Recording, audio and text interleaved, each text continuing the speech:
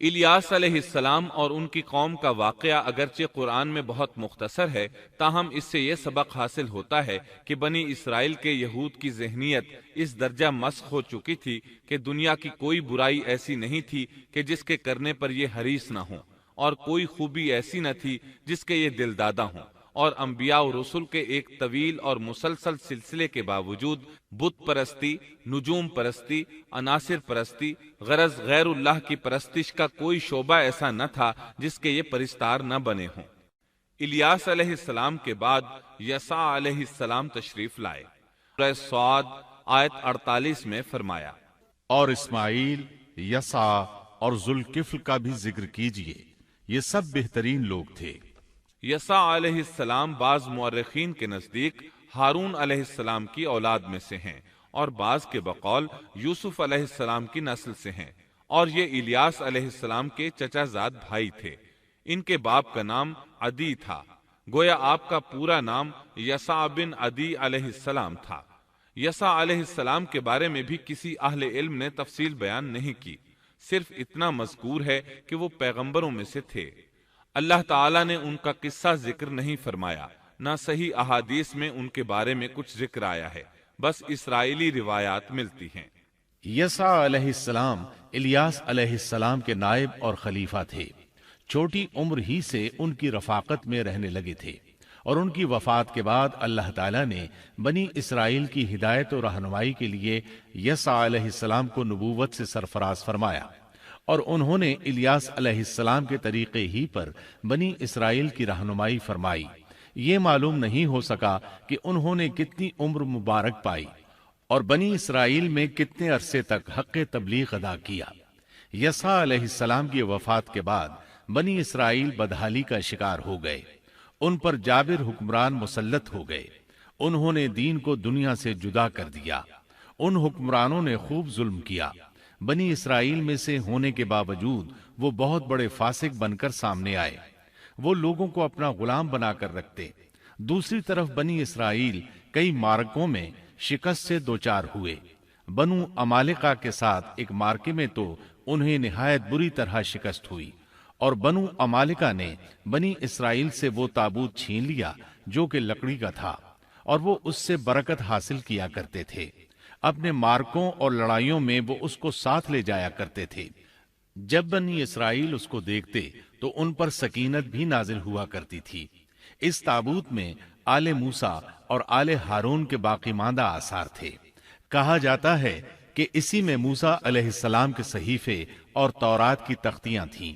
موسیٰ علیہ السلام کا عصا بھی تھا، آپ کے کپڑے بھی محفوظ تھے۔ اسی طرح ہارون علیہ السلام کی کچھ نشانیاں بھی تھیں، بلکہ ایک روایت میں تو یہ بھی ہے کہ اس میں آسمان سے نازل ہونے والا من و سلوہ کا مرتبان بھی تھا جو وہ وادی تیہ میں کھاتے رہے تھے۔ بہرحال یہ صندوق اس مارکے میں ان کے ہاتھوں سے نکل گیا، اس پر بنو عمالقہ نے قبضہ کر لیا۔ اس طرح بنی اسرائیل کا افتراق اور انتشار بڑھتا چلا گیا، یہاں تک کہ بادشاہوں پر بھی اس کے اثرات پڑے اور یہ صندوق انہیں بھی نہ مل سکا، یہاں تک کہ اللہ کے ایک معزز پیغمبر شمویل علیہ السلام ظہور پذیر ہوئے۔ انہیں شمعون بھی کہا جاتا ہے، عربی زبان میں اس کے مترادف لفظ اسماعیل بنتا ہے، اور ان کا نام شمویل اس وقت عربی زبانوں کی کتابوں میں عام ہو چکا ہے۔ شمویل علیہ السلام نے دعوت توحید شروع کی، انہیں حق کی طرف بلانے لگے۔ چونکہ بنی اسرائیل اپنے انتشار اور تفرقے کو ایک عظیم مصیبت سمجھ رہے تھے، وہ ان کی دعوت کو قبول کرنے لگے۔ پھر انہیں یہ احساس ہوا کہ ایک بادشاہ کا ہونا بھی نہایت ضروری ہے تاکہ وہ ان کے دنیاوی معاملات اور سیاسی امور کی باغ ڈور سنبھالے۔ چنانچہ اکٹھے ہو کر شمویل علیہ السلام کے پاس آئے، کہنے لگے، ہم میں سے ایک شخص کو منتخب کر دیجئے جو ہم پر حکومت کرے، اور ظالموں سے بدلہ لینے کے لیے جب لڑائی ہو تو وہ ہماری قیادت کرے۔ قرآن کریم میں اس قصے کو بہت وضاحت سے بیان کیا گیا ہے۔ اللہ تعالیٰ سورۃ البقرہ آیت 246 میں فرماتے ہیں، آپ نے موسیٰ کے بعد والی بنی اسرائیل کی جماعت کو نہیں دیکھا جبکہ انہوں نے اپنے پیغمبر سے کہا کہ کسی کو ہمارا بادشاہ بنا دیجئے تاکہ ہم اللہ کی راہ میں جہاد کریں۔ پیغمبر نے کہا मुमकिन है कि जिहाद फर्ज हो जाने के बाद तुम जिहाद न करो। उन्होंने कहा, भला हम अल्लाह की राह में जिहाद क्यों न करेंगे? हम तो अपने घरों से निकाले गए हैं और बच्चों से दूर कर दिए गए हैं। फिर जब उन पर जिहाद फर्ज हुआ तो सिवाय थोड़े से लोगों के सब फिर गए, और अल्लाह जालिमों को खूब जानता है।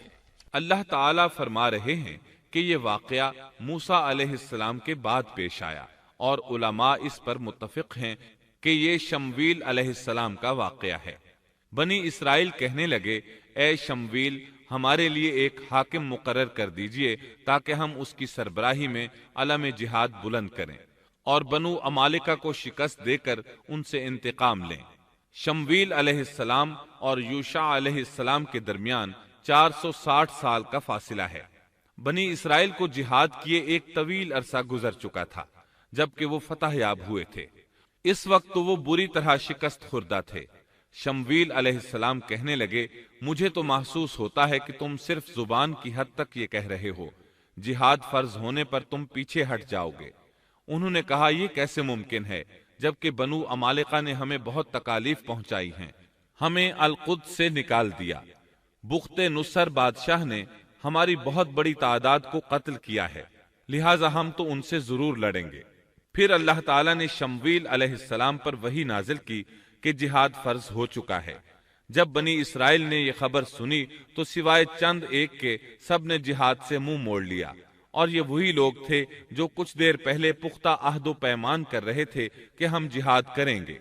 शमवील अलैहिस्सलाम के साथ रहने वालों की तादाद 8000 थी, जबकि पीछे हटने वाले लाखों की तादाद में थे, इसलिए कि जब बनी इसराइल मिस्र से आए थे तो उनकी तादाद 6 लाख थी और इस वक्त तक तादाद बहुत बढ़ चुकी थी।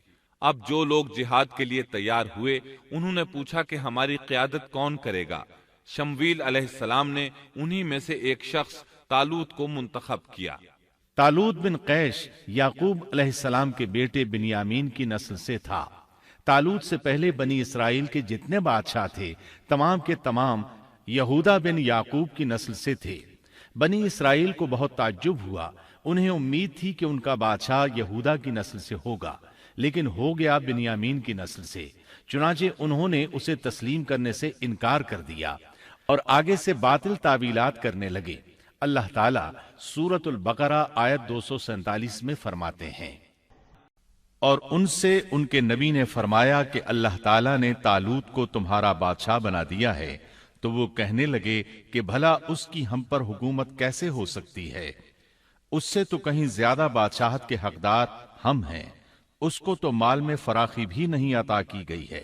नबी ने फरमाया, सुनो, अल्लाह ताला ने उसी को तुम पर बरगुजीदा किया है, उसे इल्मी और जिस्मानी बरतरी भी अता फरमाई है। बात यह है कि अल्लाह जिसे चाहे अपना मुल्क दे। अल्लाह ताला कुशादगी वाला, इल्म वाला है। तालूत एक गरीब आदमी था, माली हैसियत भी अच्छी नहीं थी, चमड़ों को रंग कर पेट पालता था, लेकिन उस वक्त इल्म और हिकमत में उसका कोई सानी नहीं था, और जिस्मानी डील डॉल भी इस कदर था कि जो एक बार देखता देखता ही रह जाता। अल्लाह ने उसे बहुत अच्छा जिस्म और आज़ा अता फरमाए थे। रंग भी सफेद था, लेकिन चूंकि वो यहूदा की नस्ल से नहीं था, कहने लगे इसकी निस्बत तो हम ज्यादा हकदार हैं कि बादशाह बने। उनकी बात का जवाब शमवील अलैहिस्सलाम ने यह दिया कि ये इंतखाब मेरा नहीं, अल्लाह ताला का है, और बादशाहत के लिए अक्ल और जिस्मानी ताकत की जरूरत होती है। बादशाहत यूं भी अल्लाह के इख्तियार में है, जिसे चाहे अता कर दे। ये सुनकर उनमें से अक्सर ने लड़ने से इनकार कर दिया। अल्लाह के नबी की इताअत भी छोड़ गए।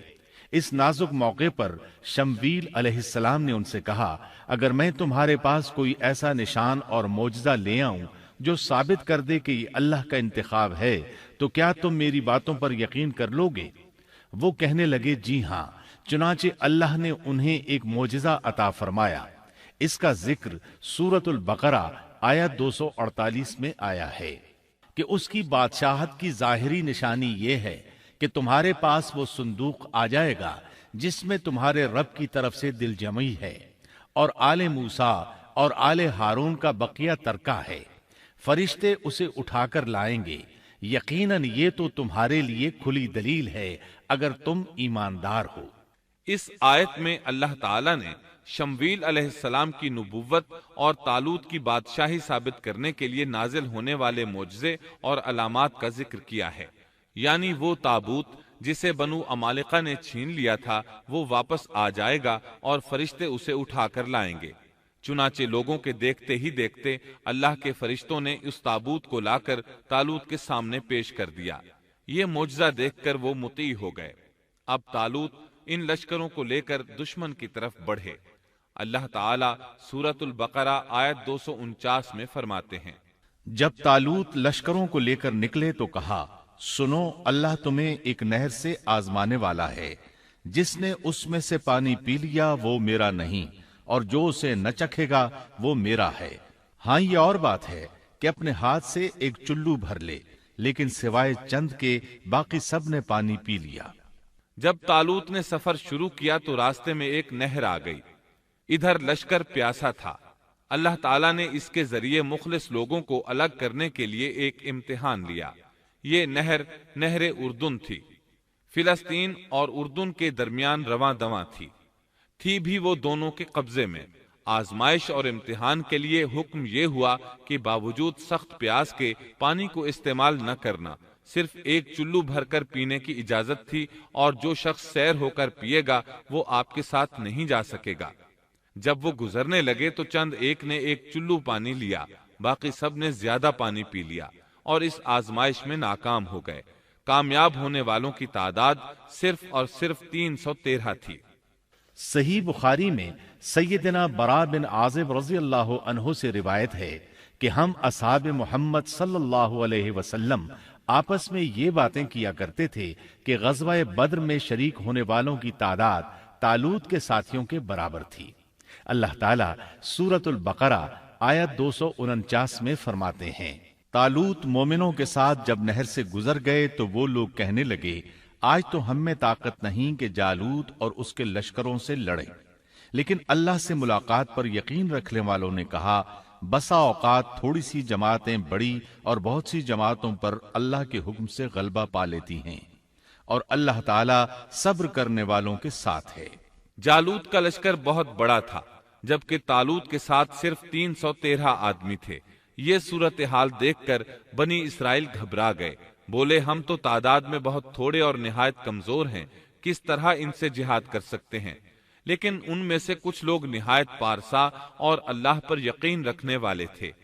یہ اور شمویل علیہ السلام دوسروں کا حوصلہ بڑھانے لگے۔ آخر وہ لڑائی پر تیار ہو گئے، مقابلہ ہوا۔ اور جب ان کا جالوت سے اور اس کے لشکر سے مقابلہ ہوا تو انہوں نے دعا مانگی کہ اے پروردگار، ہمیں صبر دے، ثابت قدمی دے، اور کفار کے مقابلے میں ہماری مدد فرما۔ مقابلہ شروع ہوا۔ جالوت اپنے لشکر سے نکلا اور مقابلے کے لیے للکارا۔ یہ بہت طاقتور تھا، اس کا پورا بدن اسلحے سے لیس تھا۔ مسلمان اسے دیکھ کر ڈر گئے۔ طالوت نے اپنے ساتھیوں سے کہا، کون اس کے مقابلے میں نکلے گا؟ سب خاموش رہے۔ اس کے لشکر سے ایک نوجوان نکلا، یہ داؤد علیہ السلام تھے۔ اس وقت یہ صرف 16 سال کے تھے۔ یہ رسی میں پتھر باندھ کر اس کو گھما کر پھینکنے کے ماہر تھے۔ نشانہ زبردست تھا، پتھر بہت تیزی سے جاتا تھا، اس کی ضرب بہت شدید ہوتی تھی۔ جالوت نے انہیں دیکھ کر مذاق اڑایا۔ اس نے کہا، نوجوان تم ابھی بچے ہو، واپس جاؤ، میرے مقابلے میں کسی بڑے کو بھیجو۔ داؤد علیہ السلام نے اپنی رسی کو گھمایا، اس میں بندھے ہوئے 3 پتھر خاص انداز سے پھینک دیے۔ تینوں گولی کی رفتار سے آئے اور اس کے ماتھے پر لگے۔ جالوت کا سر پاش پاش ہو گیا اور وہ مر گیا۔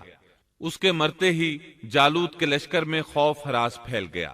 طالوت نے اپنے 313 مجاہدوں کے ساتھ ان پر حملہ کر دیا۔ ان میں کھلبلی مچ گئی، سنبھل نہ سکے، پیٹھ پھیر کر بھاگے۔ پس اللہ تعالیٰ کے حکم سے انہوں نے جالوتیوں کو شکست دے دی اور داؤد کے ہاتھوں جالوت قتل ہو گیا۔ یوں اللہ تعالیٰ نے بنی اسرائیل کو دوبارہ غلبہ عطا فرمایا۔ فتح کے بعد طالوت نے داؤد علیہ السلام کو اپنا داماد بنا لیا۔ اس طرح داؤد علیہ السلام طالوت کے بعد بادشاہ بنے۔ اللہ تعالیٰ سورۃ البقرہ آیت 251 میں فرماتے ہیں، اور اللہ تعالیٰ نے اسے بادشاہت اور حکمت عطا فرمائی اور جتنا کچھ چاہا علم بھی عطا فرمایا۔ اس طرح اللہ تعالیٰ نے داؤد علیہ السلام کو بنی اسرائیل کا بادشاہ بنا دیا۔ بادشاہت اور نبوت ان کے پاس جمع ہو گئی، اور ایسا طویل عرصے کے بعد ہوا تھا۔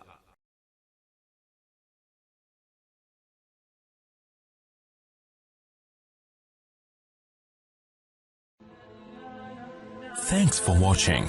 Don't forget to like, comment, share and subscribe to